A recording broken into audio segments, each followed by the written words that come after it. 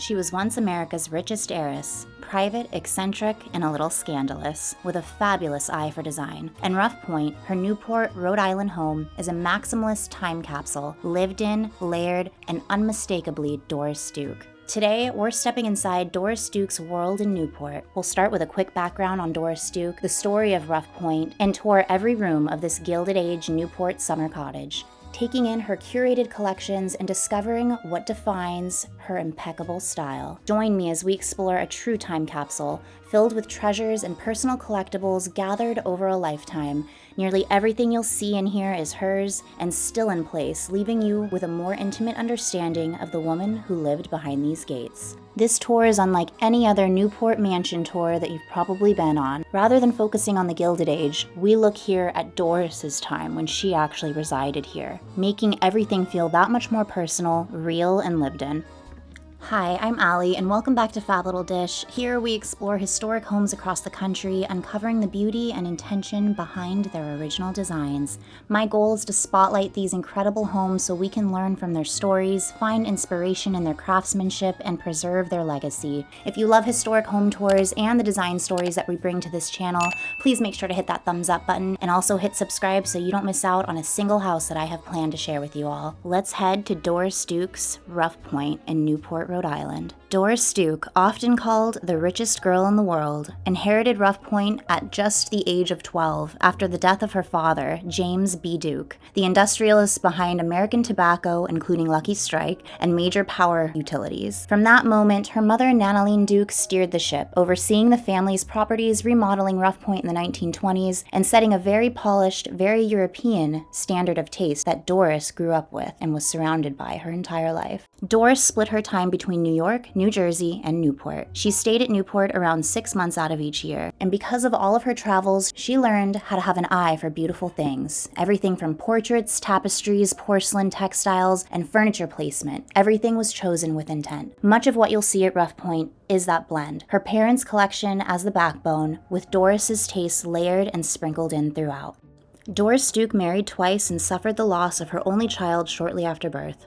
She kept a close circle. Craftspeople, curators, musicians all filled her home with the things she loved. She even had camels on her property. Their names were Princess and Baby, and she treated them like her own children. In the 1960s, Doris Duke founded the Newport Restoration Foundation and saved more than 80 colonial-era buildings, literally reshaping how Newport looks today. That love of historic homes is exactly why Rough Point still feels so alive, and I have a deep respect for that kind of work. There also was scandal in the headlines here, the death of her interior designer right at the Rough Point gates. It was ruled as an accident at the time, but whatever truly happened that night, only Doris will know. That's a separate story. For this tour, we're going to be focusing on what she left behind, a preservation legacy, a lived-in collection, and an unmistakable eye for design that still shows in every room. Rough Point sits right on the Atlantic along Bellevue Avenue. Built in 1887, it's a cliff-top English-style manor with more than 45 rooms, 21 bedrooms, on around 11 acres, and nearly 270 degrees of ocean views. It started off as a Vanderbilt house, and in 1922, James B. Duke purchased the estate. 3 years later, he died, and Rough Point, along with a very large fortune, went to his only child, Doris. She furnished it with pieces gathered from travels and auctions, chosen because they were beautiful to her.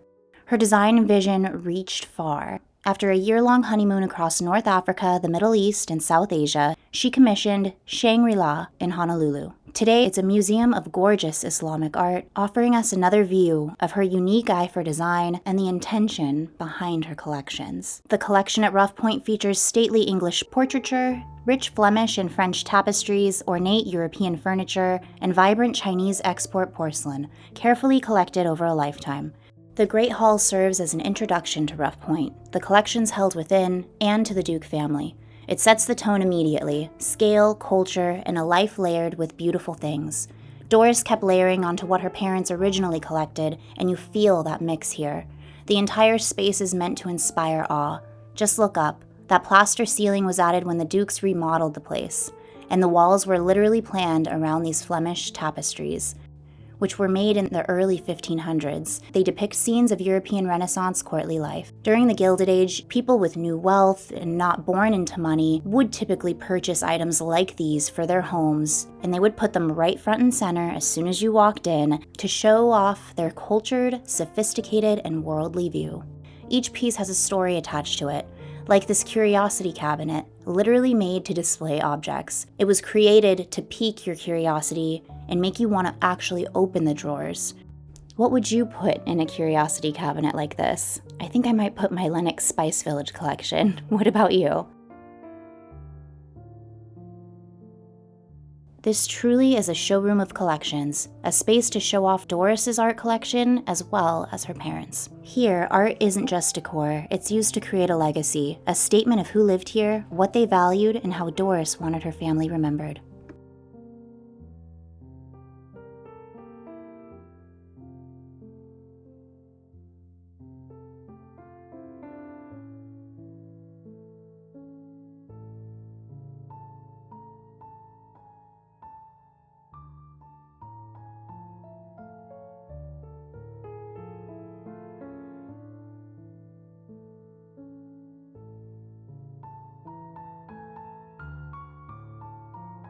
This is the yellow room, which really hasn't changed since Doris lived here, and you can feel her presence still here almost. It's quieter than the Great Hall, more classical in mood and overall vibe, framed wall panels, a columned marble fireplace, and that Versailles-style parquet floor that actually came from her Honolulu home, Shangri-La. She had it removed in the 70s and shipped here to finish this suite off. So Doris Duke. This space was for looking, not lingering. The silk upholstery and tapestry rug are fragile. It feels preserved almost exactly as she left it, a tribute to her parents' tastes refined by Doris's eye for design. Some highlights to point out here is the portrait of Lady Fitzroy by artist John Hopner in 1795, a favorite painter of ladies of rank and fashion. James B. Duke bought this in 1923 while Rough Point was being renovated. Another item here are these carved and gilded Rococo double doors, once in a gallery in Italy, later used by Doris as decorative screens. So clever. We also see a Louis XV armchair from the late 18th century. These were acquired by her parents. They're painted, gilded with silk embroidered satin, pure neoclassical refinement that Americans fell in love with during the Gilded Age. There are also some Russian side tables here made of ivory and silver from 1790. These were said to belong to Catherine the Great herself. Talk about a conversation piece.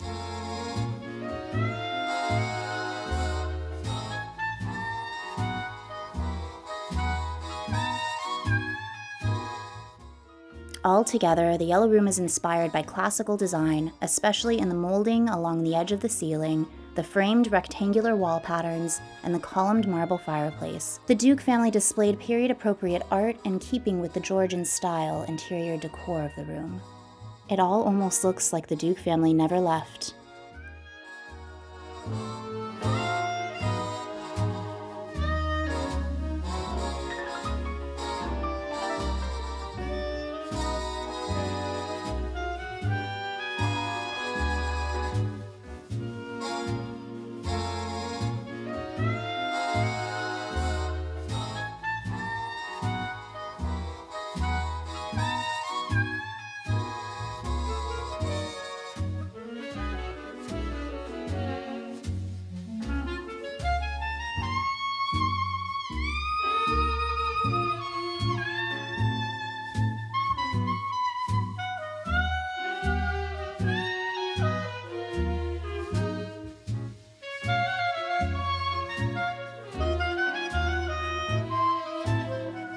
The music room. This is the showpiece. Almost 2,000 square feet added by the Duke family in the 1920s for grand entertaining.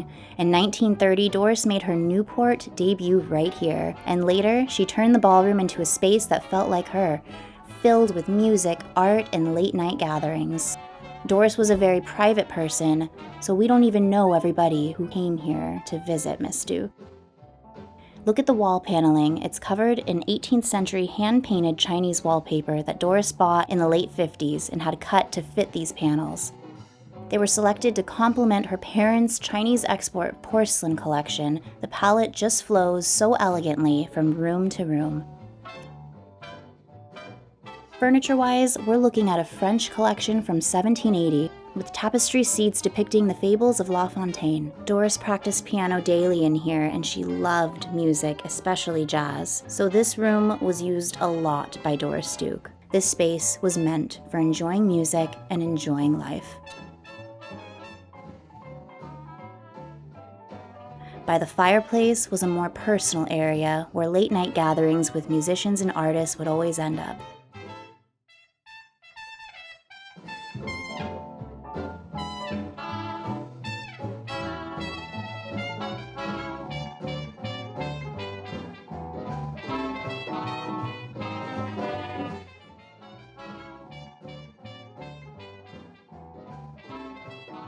Like any museum, conservation, preservation, and restoration is a constant process and takes many forms. Since it is so close to the ocean, the water has gotten behind the granite wall and is currently being preserved as we speak. Other notable pieces in the room include a famille rose-covered jar, classic export porcelain that ties with the wallpaper palette to the upholstery, a pair of English automata from 1765. They are tiny mechanical marvels with ships that parade against revolving backdrops. Doris picked them up in Bangkok in the 1960s. They were whimsical and very her. You can feel the entertaining that took place here, dating back from when Doris Duke's parents lived here to when she resided here herself.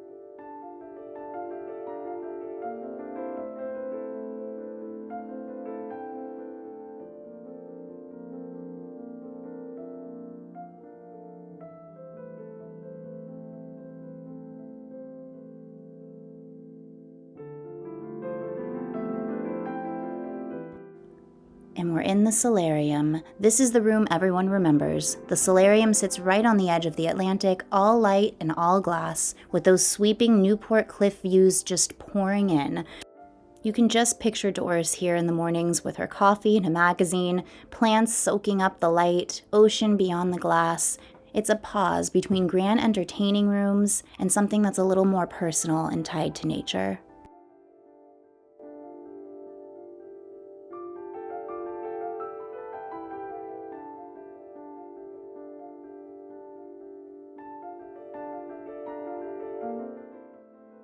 Right now there's a doll house on display here, which I love. It fits the spirit of the space. The home is called the Vernon House, and the Newport Restoration Foundation, that Doris Duke later founded, acquired the property and operates both homes as museums.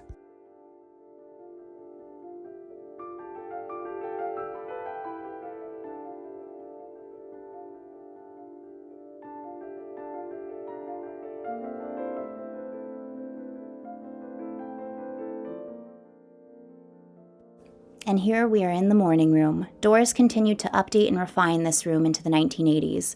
Quieter, closer, more personal, the morning room feels like an exhale from the rest of the home. The name's a bit misleading though. Later in life, Doris used it after dinner parties with lamps low and a place to have conversations. You'll feel a Dutch influence in here with darker woods, still life groupings, and paintings that read calm and thoughtful.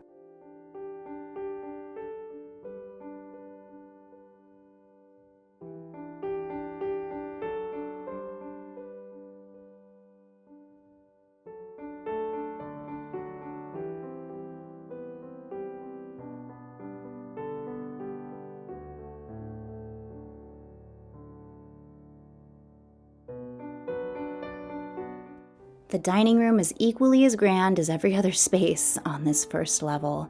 When remodeling Rough Point in the 1920s, the Duke family widened this space. The ocean stretches across the windows, and Doris arranged the room to enjoy that view. The fireplace is one of the handful of works that's still in its original spot from before the remodel. Again, we see here some gorgeous tapestries, which Doris acquired in 1965. We also see this large porcelain jar. It's from the Yuan dynasty. She purchased this in 1955. It's older, moodier, and closer to the deeper palette that Doris preferred. At the center, the showstopper is Doris's silver swan centerpiece from Tiffany & Co., acquired in 1988. She loved it so much it traveled with her to Honolulu, Beverly Hills, New York, Newport, all of the homes. Wherever she was hosting, this swan came with her. It's so Doris and unique to her style and personal flair. My favorite touch in here that the curators have added are these pictures. They really make you feel as if you're sitting in one of Doris's personal spaces. Touches like these just make the home feel even more lived in and real.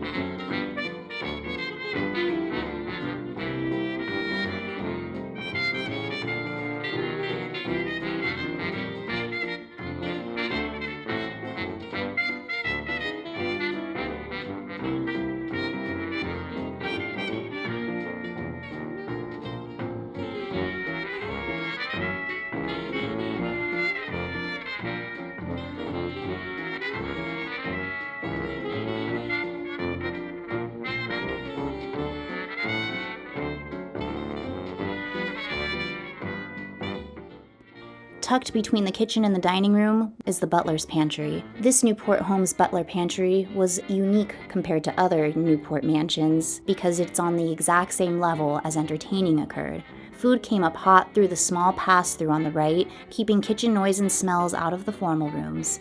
Then they landed on this big central table to be plated for the dining room.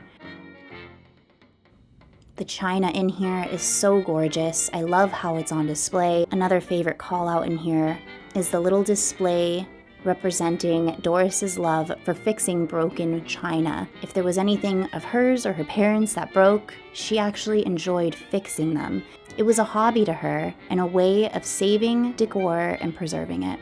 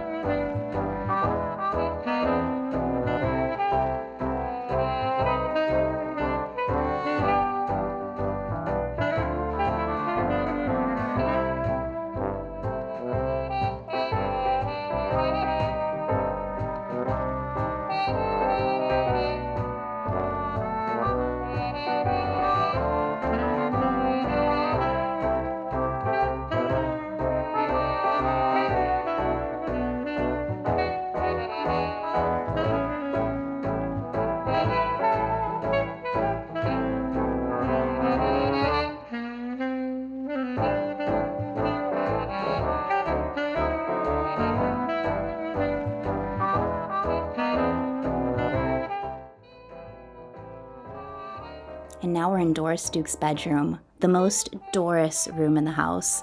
This is also the most personal room to Doris in the house, and the one that's most representative of her personality. This used to be her mother's bedroom, and when Doris moved in, she turned it into her own private sanctuary, bold, personal, and a little theatrical. In the 1980s, she had the walls painted a vibrant yellow against the purple upholstery and drapery. It's pure experimentation with color that flows very nicely. Over the fireplace is a favorite Impressionist piece, a Renoir that keeps watch. The curators were telling me that they like to think that Doris saw a little bit of herself in this Renoir. It is the only Impressionist painting in all of her collections, so it really does stand out in this room. Every corner, every piece of furniture, and every object really tells you who lived here. She loved to collect mother-of-pearl pieces of furniture for this room specifically, and these are gorgeous in person. Just look at this Peruvian secretary desk. The curators really feel that she used this a lot to write her letters because there is a lot of wear and tear on the desk part. It's made of tortoiseshell, rosewood ivory, and shimmers against the sunlight when it hits. On the tables throughout, we see gifts from friends and family, small finds from different travels, local antique shops, just treasures acquired throughout a lifetime.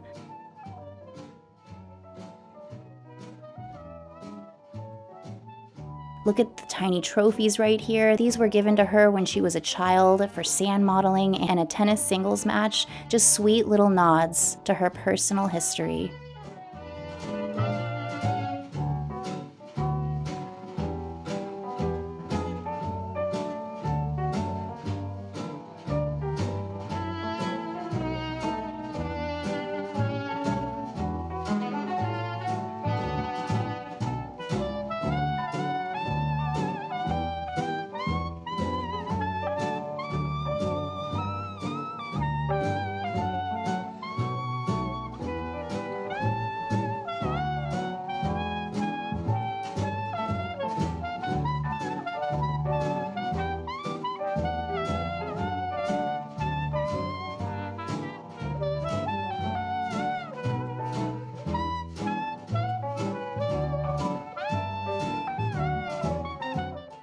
Even the bathroom is so gorgeous. The dressing table was one that Doris purchased herself, and it really just makes the entire room sparkle. Where the rest of the home mixes her parents' taste with her own, this entire space echoes Doris's voice entirely. It's intimate, collected, and unmistakably Doris Duke.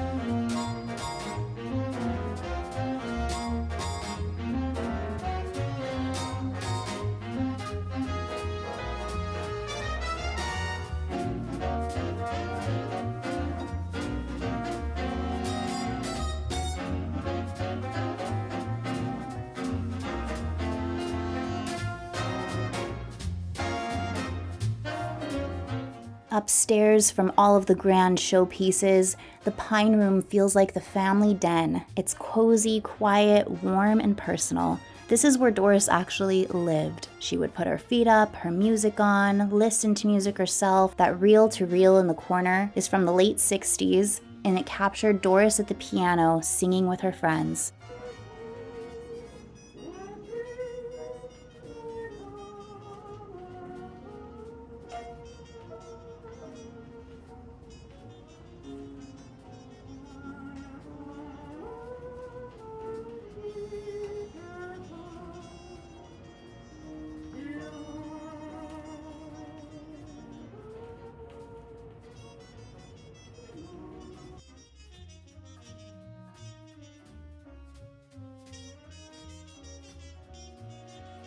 On the mantel is a charming porcelain clock that Doris picked up at a Newport estate sale in the 50s, another little window into her collector's eye. This room offers a real peek into Doris's everyday life and makes you feel like she's still here.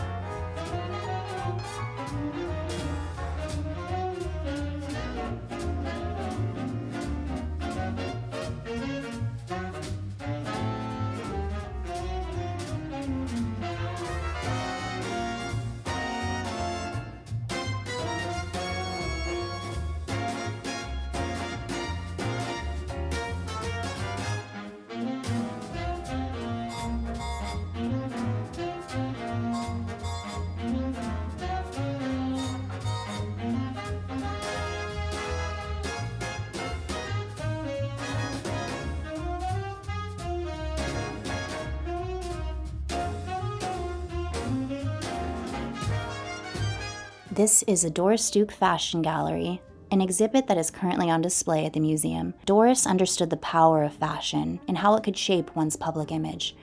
Some of these pieces are breathtaking. They do get switched out every 3 months. This navy cape coat is a standout piece for me. This just screams New England to me, and seeing it next to the photo of Doris in the same piece just makes everything feel that much more personal.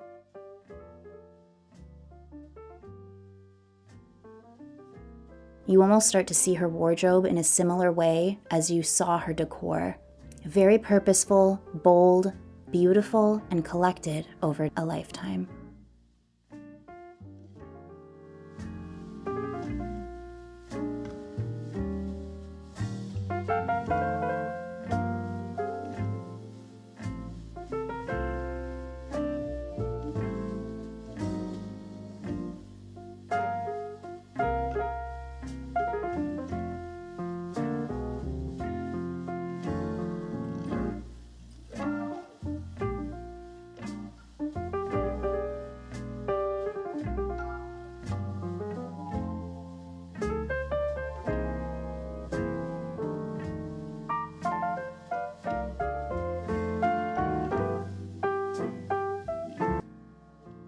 Together, these pieces show a woman who curated her persona as thoughtfully as she curated her home. Tasteful, theatrical when she wanted to be, and always in control of the narrative. Up on the 3rd floor is a guest wing that Doris used for friends and family. It was added during the restoration. These rooms are now closed to the public due to fire codes, but they are used for storage or other kind of purposes. But these photos do show how they looked right before Rough Point opened as a museum in 2000. It's a quiet snapshot of how Doris hosted and what you might expect if you were a guest staying here.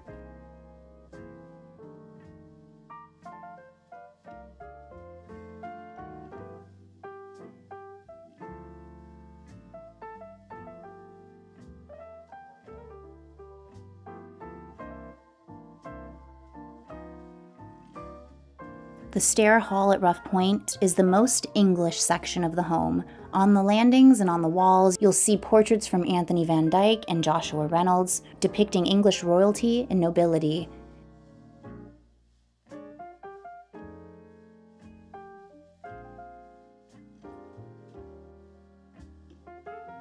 You also see alongside English nobility family portraits of the Duke family. There's Nanaline and Doris at age 11. They hang right beside Britain's great houses and kings. Placing these portraits alongside each other is a statement in itself, where the Duke family is viewed on the same level as English royalty and nobility.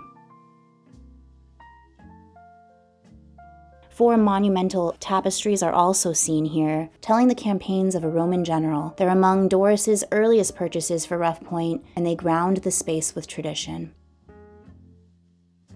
giving the whole room a very European and refined feel.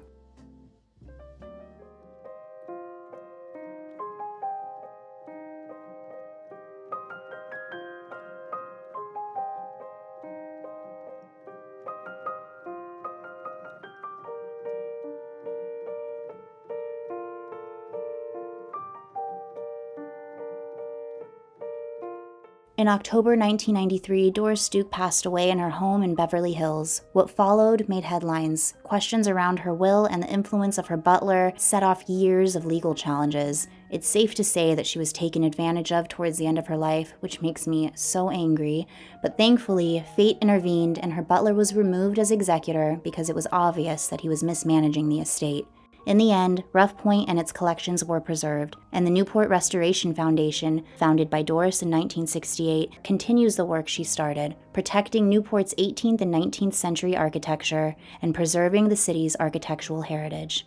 Collections represent what's important to us, what we value, what we save. They're a lens into how someone viewed the world and what mattered to them, showing us the collector's taste, values, and an idea of their personality. People once mocked Doris Duke for collecting as a spoiled heiress would on a shopping spree. Now, her collections are seen for what matters, the respected eye for design behind them, a creative ability to spot significance before the world would take notice and catch up. She was a visionary ahead of her time, and she had the means, yes, but she also had the vision.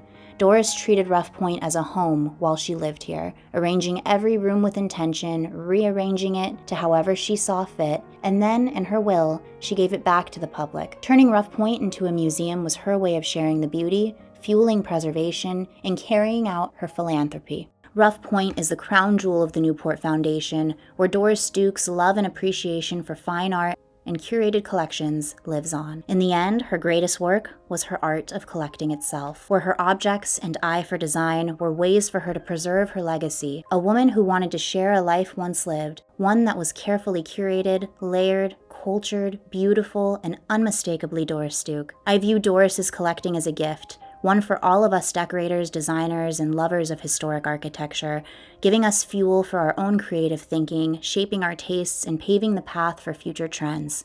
I hope you enjoyed peeking through the creative lens in which Doris viewed the world, so we can all look, learn, and carry a little bit of that fearless, collected elegance into our own homes. Make sure to hit thumbs up if you did love this walkthrough and background of Doris Duke and her family, and make sure to hit subscribe so you don't miss out on any of the amazing historic house tours that I have coming your way. Until the next one, my friends, keep enjoying the beauty of vintage home. Au revoir.